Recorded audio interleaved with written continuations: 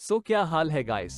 तो कहानी है दो लड़कियों की जो 2000 फीट ऊंचे एक टावर पर फंस जाती है, जहां उनके फोन में नेटवर्क भी नहीं थे, जिससे वो किसी को मदद के लिए बुला भी नहीं सकती थी, और सुनसान रेगिस्तान के बीचों बीच होने की वजह से कोई उन्हें देख भी नहीं सकता था। और इनमें से कोई सोने की कोशिश भी करता तो गिद्ध इनके मांस को खाने लगते। तो कैसे ये लड़कियां इस टावर पर फंसी और क्या इनमें से कोई बच भी पाया या नहीं, चलिए देखते हैं। तो कहानी की शुरुआत होती है बेकी को दिखाते हुए, जो अपने हस्बैंड डैन और अपनी बेस्ट फ्रेंड हंटर के साथ माउंटेन क्लाइंबिंग कर रही थी। तभी डैन को एक छोटी सी केव दिखती है जिसमें वो अपनी ग्रिप बनाने के लिए हाथ डालता है, लेकिन अचानक से उसमें से एक पंछी बाहर निकलता है, जिसकी वजह से डैन अपना बैलेंस खो देता है और नीचे गिरने लगता है। लेकिन सेफ्टी रोप से बंधे होने की वजह से वो बच जाता है और माउंटेन को पकड़ने की कोशिश करता है। वही हंटर और बेकी उसे बचाने के लिए आ ही रही होती है। इतने में डैन की रोप की ग्रिप छूट जाती है और वो खाई में जाके गिर जाता है। यहाँ से सीन शिफ्ट होता है लगभग 1 साल बाद, जहाँ बेकी अभी भी डैन की मौत को भुला नहीं पाई थी और डिप्रेशन में जा चुकी थी, जिससे उसके फादर जेम्स को उसकी काफी फिक्र रहने लगी थी। और वो उसको कहता है कि वो लड़का तुम्हारे लिए सही नहीं था और अब तुम्हें मूव ऑन कर लेना चाहिए। लेकिन बेकी उनकी बात नहीं सुनती और वहाँ से चली जाती है। एक दिन बेकी अपनी लाइफ से परेशान होकर बहुत सारी दवाइयाँ खाकर सुसाइड करने की सोचती है, लेकिन तभी उसके फोन पर हंटर का कॉल आता है और वो सुसाइड नहीं करती।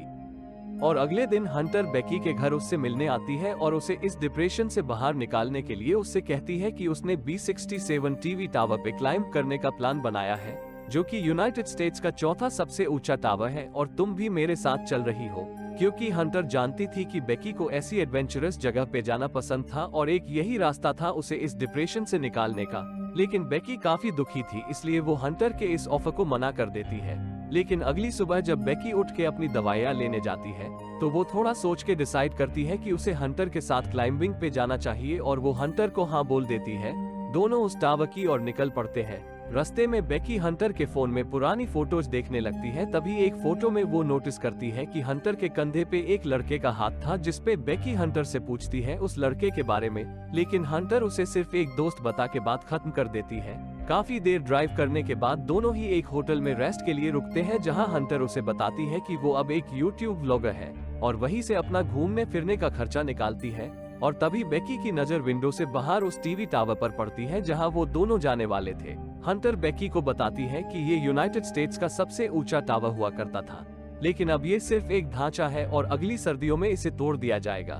रात गुजारने के बाद दोनों उस टावर की ओर निकल पड़ते हैं और हंटर ड्राइविंग के साथ साथ अपनी व्लॉगिंग स्टार्ट कर देती है और अपनी ऑडियंस को टावर के बारे में बताती है। वही फाइनली अब वो दोनों टीवी टावर के गेट के पास पहुंचते हैं, जहां उन्हें वार्निंग साइन के साथ ताला लगा हुआ मिलता है। उसके आगे वो दोनों पैदल ही जाने लगती है। जाते वक्त उन्हें रास्ते में कुछ गिद्ध एक मरे हुए जानवर को खाते हुए दिखते हैं और हंटर इसे भी अपने व्लॉग में शूट कर लेती है और उस मरे हुए जानवर की फोटो खींच के अपनी सोशल साइट पे अपलोड कर देती है। टावर के पास पहुंचते ही बेकी हंटर को कहती है कि वो वहां नहीं जा सकती, उसके हाथ कांप रहे हैं। लेकिन हंटर उसे समझा के वहां चलने को रेडी कर लेती है और रोप को दोनों तरफ से बांधकर फाइनली दोनों टावर पे चढ़ना शुरू करते हैं। ये टावर काफी पुराना था और इस पे जंग भी लग चुका था और नट बोल्ट भी ढीले हो चुके थे, इसलिए हवा से इसकी सीढ़ियां भी हिल रही थी।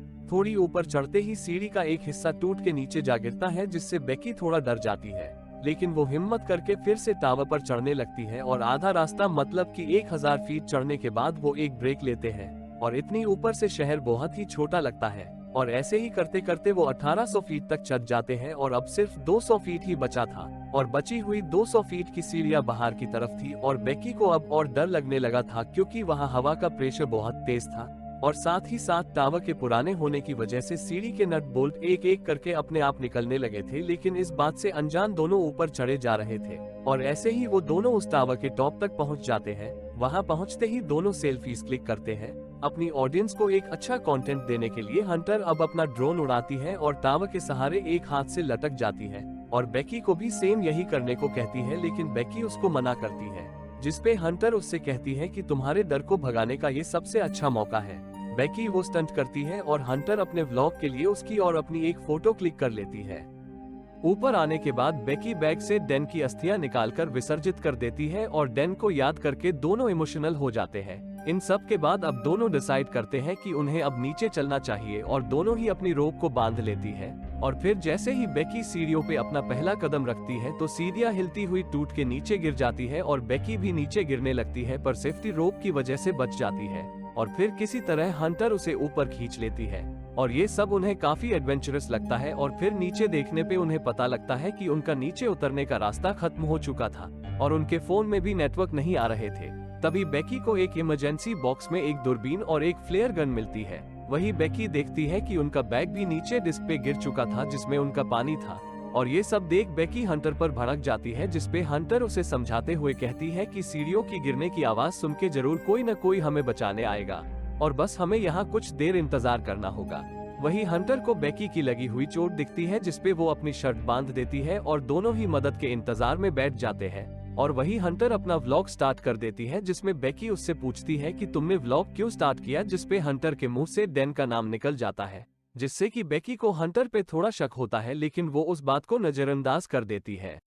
सीन शिफ्ट होता है और हंटर अपना मोबाइल चेक कर रही होती है जिससे उसे एक आइडिया आता है कि क्यों ना सोशल मीडिया पे एक हेल्प मैसेज टाइप करके फोन को नीचे लटकाया जाए, क्योंकि नीचे नेटवर्क आ रहे थे लेकिन उनकी ये कोशिश भी काम नहीं करती। इसके बाद बेकी हंटर को कहती है कि जमीन पे तो जरूर नेटवर्क आ रहे होंगे और वो हंटर के जूते में फोन को डाल के उसको चारों तरफ से जुराबों से पैक कर देते हैं ताकि वो टूटे ना, और उसे ऊपर से फेंक देते हैं। वही बेकी का ध्यान हंटर के पैर पे जाता है जहां 143 का टैटू बना हुआ था, जिसे देख उसे याद आता है कि उसका husband Dan I love you की जगह 143 कहा करता था। लेकिन बेकी इस चीज को भी इग्नोर करके नीचे उतरने का तरीका सोचने लगती है। कुछ देर बाद हंटर को नीचे एक आदमी अपने डॉग के साथ दिखता है, जिससे मदद मांगने के लिए वो दोनों ही जोर जोर से चिल्लाने लगती है, लेकिन इतनी ऊंचाई पे होने की वजह से वो आवाज उस बंदे तक नहीं पहुंच पा रही थी। और वही दिखता है कि उनका फेंका हुआ फोन भी वहां टूटा हुआ था। वही दूसरी तरफ वो आदमी वहां से जाने लगता है, जिसे देख बेकी हेल्प के लिए जोर से चिल्लाने लगती है और अपने जूते उसकी तरफ फेंकती है ताकि उसे उनके बारे में पता लग सके।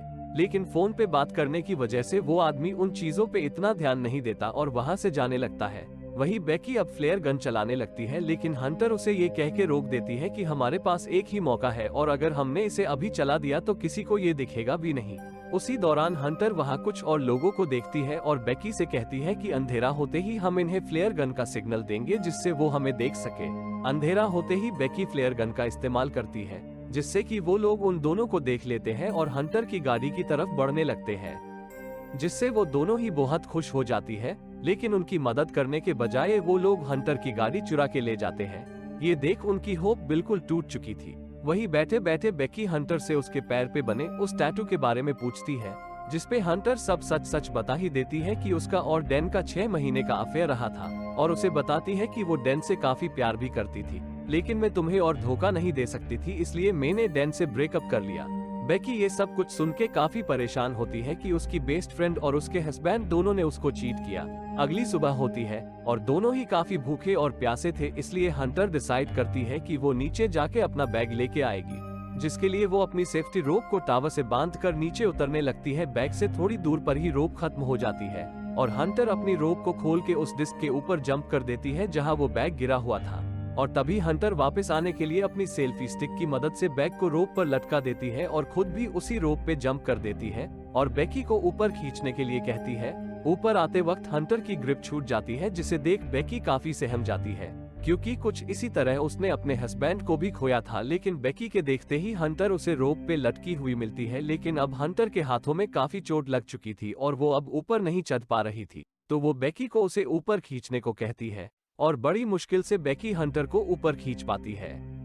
वही कुछ देर बाद बेकी को आइडिया आता है कि क्यों ना ड्रोन में एक हेल्प नोट फंसा के उस होटल तक पहुंचाया जाए जहां वो रात को रुके थे, और वो ठीक ऐसा ही करते हैं। लेकिन ड्रोन में बैटरी कम होने की वजह से ड्रोन ज्यादा दूर तक नहीं जा पाता।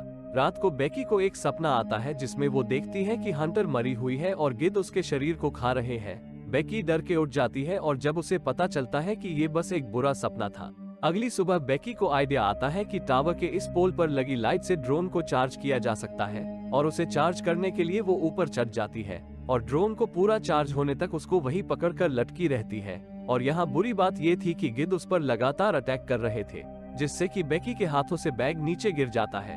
ड्रोन पूरा चार्ज होते ही बेकी नीचे आ जाती है। उसके बाद वो उस ड्रोन को उड़ाते हैं उस हेल्प नोट के साथ, लेकिन होटल से कुछ दूर पहले ही ड्रोन की टक्कर एक ट्रक के साथ हो जाती है और वो पूरी तरह से टूट जाता है और इसी के साथ उनकी होप्स भी टूट जाती है और अब दोनों काफी डरने भी लगी थी। वहीं अब उन्हें बचने का कोई रास्ता नहीं दिख रहा था। वहीं अंधेरा होते ही बेकी को नींद आने लगती है, जिसपे हंटर उसे सोने से मना करती है क्योंकि गिद्ध उन्हें नोचने की फिराक में थे। बेकी हंटर से उसका दूसरा जूता मांगती है ताकि इस बार वो उसमें अपना फोन डाल के एक कोशिश और कर सके, जिसपे हंटर उसे कहती है कि मेरा जूता तो नीचे डिस्क पे पड़ा हुआ है। और यहीं से कहानी में एक बड़ा ट्विस्ट आता है और हमें पता चलता है कि जब हंटर नीचे डिस्क पर कूदी थी जब ही हंटर की मौत हो चुकी थी और जब से अब तक बेकी सिर्फ हंटर को इमेजिन कर रही थी और उसने उस रोप के सहारे सिर्फ उस बैग को खींचा था, हंटर को नहीं। वही रात में बेकी अपने फादर के लिए एक वीडियो रिकॉर्ड करती है जिसमें वो कहती है कि वो वापस घर आना चाहती है और साथ ही साथ उसके फादर भी उसको लेके काफी परेशान थे और उसको काफी कॉल भी कर रहे थे। वही अगली सुबह जब बेकी टावर पर सोई हुई थी तभी एक गिद्ध वहां आकर उसका मांस खाने लगता है और तभी बेकी उस गिद्ध को पकड़कर मार डालती है और उसका मांस खाने लगती है, जिससे उसे थोड़ी एनर्जी मिलती है और फिर वो रोप को टावर के सहारे बांधकर नीचे डिस्क पर उतरती है जहां हंटर की बॉडी थी और अपने डैड को हेल्प के लिए एक मैसेज टाइप करती है और उस फोन को हंटर के जूते में डाल देती है। लेकिन इस बार वो जूते को हंटर की डेड बॉडी में घुसा देती है और हंटर की डेड बॉडी को नीचे धक्का दे देती है और उसका मैसेज उसके डैड को मिल जाता है और वो पुलिस को इन्फॉर्म कर देता है। उसके डैड के वहां पहुंचते ही वो देखता है पुलिस वालों को एक बॉडी कवर करते हुए और इतने में ही बेकी अपने डैड के पास भाग के आती है और यही ये थ्रिलर से भरी मूवी खत्म हो जाती है।